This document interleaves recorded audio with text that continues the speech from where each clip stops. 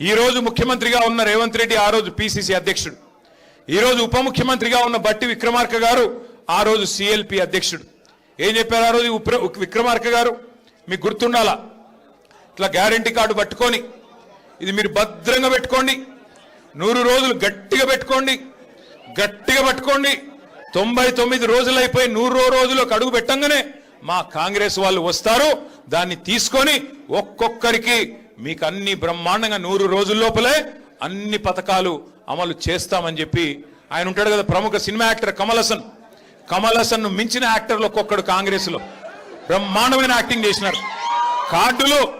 కార్డులు భద్రంగా పెట్టుకోండి అన్నారు. జేమ్స్ బాండుల మాదిరిగా బాండ్ పేపర్లు రాసిచ్చినారు. బాండ్ పేపర్లు రాస్తున్నాం, ఇదిగో 100 రూపాయల స్టాంప్ పేపరు, దేవుడు కాడ పెడుతున్నాం, ఒట్టు పెడుతున్నాం, నమ్మండి దేవుడి మీద ఒట్టు అన్నారు.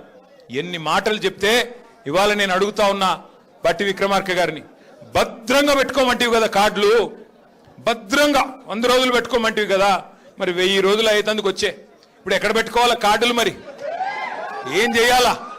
ఇక ఎంత సిగ్గులేని నీతి మాలిన మనుషులంటే కాంగ్రెస్ నాయకులు.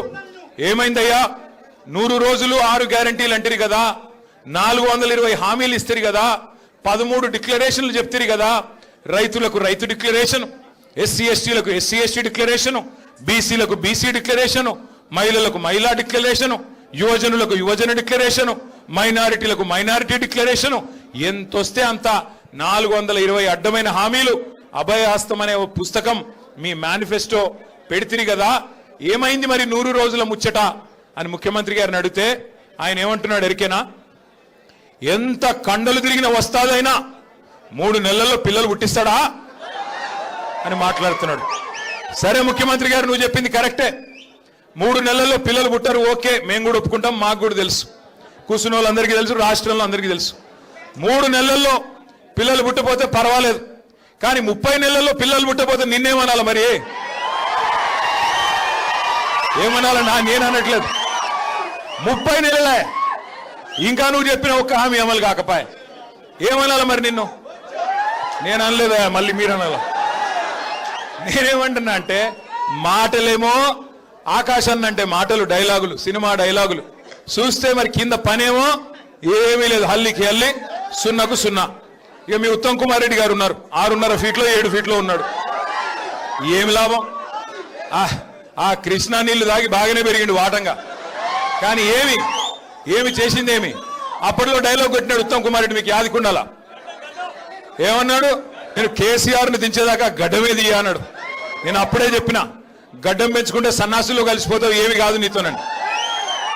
ఈరోజు ఏదో అబద్ధ మాటలు చెప్పి ఇష్టం వచ్చినట్టు హామీలు ఇచ్చి అడ్డగోలుగా ప్రజల్ని భ్రమంలో పెట్టి తప్పిదారిన భాగ్యలక్ష్మి బంపడ్రా మాదిరిగా జాక్పాట్ కొట్టారు తప్ప మిమ్మల్ని నమ్మి జనాలు ఎవరు నిజాయితీగా ఓట్లు వేయలేదు, మోసపోయారు. ఇది వాస్తవం, నేను చెప్పట్లా. వాళ్ళ గ్రామాల్లో ఏ రైతునన్నా అడగండి, ఏ రైతు బిడ్డనైనా అడగండి, వాళ్ళే చెప్తున్నారు కాంగ్రెస్ కు ఓటేసి తప్పు జరిగింది, తప్పు చేసినాము అని నల్గొండ జిల్లాలోని రైతన్నలు స్వయంగా వాళ్ళ నోటితో వారే చెప్తున్నారు తప్ప ఇది నా మాట కాదు. అట్లే ఇంకొక మాట నేను మీకు గుర్తు చేస్తా ఉన్నా.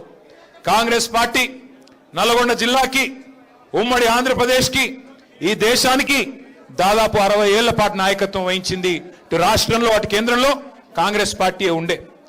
55-60 ఏళ్లు నాయకత్వం వహించిన కాంగ్రెస్ పార్టీ 2014కు పూర్వం ఏం చేసిందయ్యా నల్గొండకి అంటే, ఒకవైపు మూసి నిండా మురికి నింపి ఒకవైపు గబ్బు లేపింది, మరొక వైపు మీ నల్గొండ జిల్లాలో దేవరకొండ కావచ్చు, మునుగోడు కావచ్చు, ఇంకా ఇతర ప్రాంతాలు కావచ్చు, మొత్తం ఫ్లోరోసిస్తో అస్తవ్యస్తం అయిపోయి దగ్గర లక్షలాది మంది మన పిల్లలు జీవోత్సవాల మాదిరిగా బొక్కల్లో మూలుగు చచ్చిపోయి చివరికి కాళ్ళు చేతులు వంకరగా పుట్టే ఒక దుస్థితి తీసుకొచ్చింది కాంగ్రెస్ పార్టీ. ఎన్నడూ మిర్యాలగూడ గాని, సాగర్ గాని, హుజూర్ నగర్ గాని, కోదాడ గాని, తుంగతుర్తి గాని, సూర్యాపేట గాని టైలెండ్ గ్రామాలకి ఎన్ఎస్పి ఉన్నా ఎన్నడూ టైలెండ్ గ్రామాలకి నీళ్లు కూడా ఇవ్వని పరిస్థితి కాంగ్రెస్ పార్టీది. అట్లాగే కరెంటు కష్టాలైతే నేను చెప్పే పని లేదు. అర్ధరాత్రి దొంగలు వచ్చే కరెంటు కోసం ఆ కావల గాయడానికి పోయి చచ్చిన రైతులు ఎంతమందో నాకంటే బాగా మీకు తెలుసు. ఆ కరెంటు షాక్లతో, పాము కాట్లతో ఇబ్బంది పడి చచ్చిపోయిన రైతులు ఎంతమందో నాకంటే బాగా మీకే తెలుసు. అట్లాగే నల్గొండలోని మూషంపల్లి అనే ఒక ఊర్లో ఒకే ఒక్క రైతు రామరెడ్డి గారు, ఒకడే రైతు రామరెడ్డి గారు 57 బోర్లేసి ఆయన పేరే బోర్ల రామరెడ్డిగా మారిపోయిన పరిస్థితి మీ జిల్లాలోనే మనం చూస్తున్నాం. మరి కేసీఆర్ గారు ఏం చేశారు? 60 ఏళ్ల కాంగ్రెస్ ఆనాడు మనకు నల్లగొండను అస్తవ్యస్తంగా అప్పజెప్పిపోతే 10 ఏళ్లలో కేసీఆర్ గారు చేసింది ఏందో ఒక్క నిమిషంలో నేను మీకు చెప్పే ప్రయత్నం చేస్తా. కాంగ్రెస్ పార్టీ 60 ఏళ్లు పరిపాలించి నల్లగొండకి ఒక్కటంటే ఒక్క మెడికల్ కాలేజీ ఏనాడు సాధించలేదు. అదే కేసీఆర్ గారు కేవలం 10 ఏళ్లలోనే ఒకటి కాదు 3 మెడికల్ కాలేజీలు మీ జిల్లాలో పెట్టిన ఘనత నల్లగొండలో, సూర్యాపేటలో, భువనగిరిలో మన నాయకుడు కేసీఆర్ గారిది.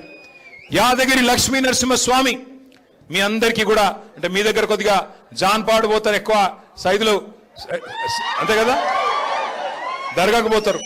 కానీ అటు పక్కన భువనగిరి ఆలేరు కాడికి పోతే మొత్తం యాదగిరి లక్ష్మీ నరసింహస్వామి ఆరాధ్య దైవం లక్షలాది మందికి. అట్లాంటి లక్ష్మీ నరసింహస్వామి దేవస్థానాన్ని ఎవరు పట్టించుకోలేదు గత 60 ఏళ్లలో. కానీ కేసీఆర్ గారు వచ్చిన తర్వాత 1800 కోట్ల రూపాయలతో ఇవాళ భారతదేశానికే తలమానికమైన ఒక అత్యద్భుతమైన పుణ్యక్షేత్రాన్ని మీ జిల్లాలో నిర్మాణం చేసింది కేసీఆర్ గారి ప్రభుత్వం.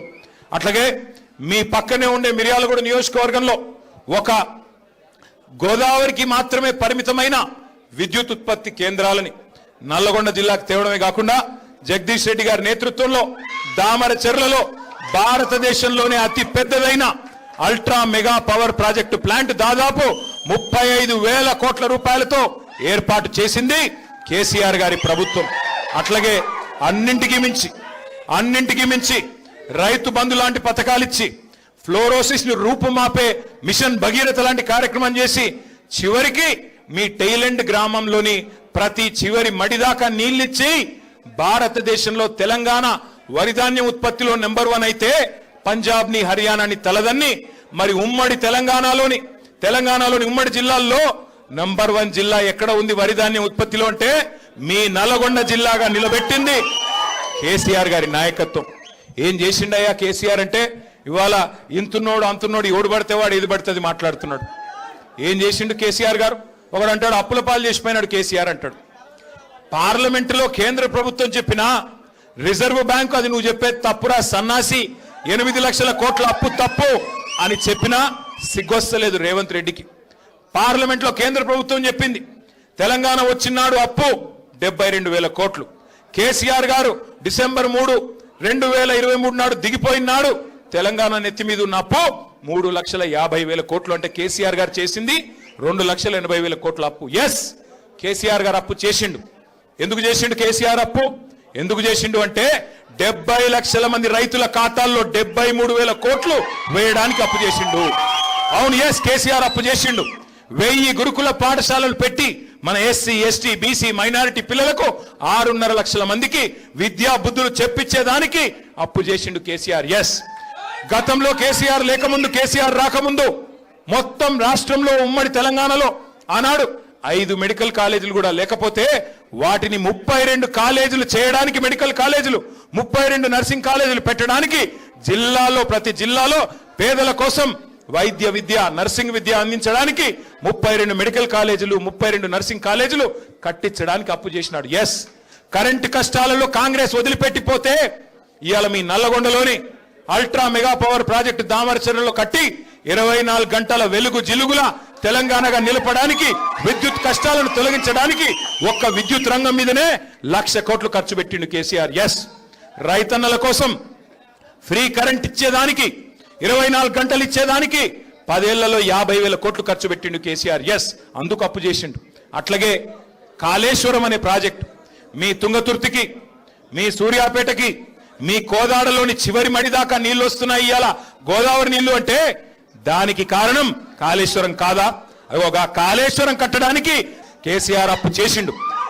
కేసీఆర్ చేసిన ప్రతి అప్పు తెలంగాణకు పెట్టుబడిగా మారింది. తెలంగాణ భవిష్యత్ తరాల కోసం ఒక బంగారు బాట వేసింది, బంగారు పునాది వేసింది.